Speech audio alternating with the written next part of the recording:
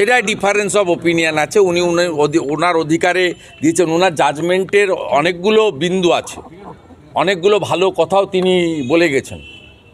কলকাতা পুলিশের পার্টে যে ত্রুটিগুলো, হসপিটাল অ্যাডমিনিস্ট্রেশনের পার্টে ত্রুটিগুলো বলে গেছেন, সিবিআইয়ের পার্টে ত্রুটিটাও বলে গেছেন। আবার এইটা তিনি একটা লাইন বলেছেন, রেয়ারেস্ট অফ দি, এটা আমার ডিফারেন্স অফ ওপিনিয়ন আছে। জুডিশিয়ারিকে রেসপেক্ট করেই বলি, এটা বিরলতম ঘটনা। কারণ ওয়ার্কিং প্লেসে একজন ডাক্তার বোনকে, যেটা প্রোটেক্টেড, সেখানে এই ধরনের শারীরিক নির্যাতন, যা ভয়ঙ্কর নির্যাতন হয়েছে, চোখ থেকে জল পড়েছে, চোখ থেকে রক্ত পড়েছে, জল নয়, তারপরে তাকে মার্ডার, এটা বিরলতমই ঘটনা। এরকম ঘটনা খুব কম হয়, এটা আমার পার্সোনাল ওপিনিয়ন।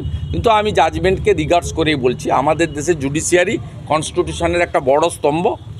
উনি ওনার ক্ষমতা বলে দিয়েছেন এবং ওনার পার্টের অনেকগুলো জিনিস অ্যাপ্রিসিয়েট করার মতো আমাদের জাজ সাহেবের তার কলমে তিনি বলেছেন। এটা অনেক বড় লড়াই হবে, ওর পরিবার তার প্রস্তুতি নিচ্ছে, দেখতে থাকুন।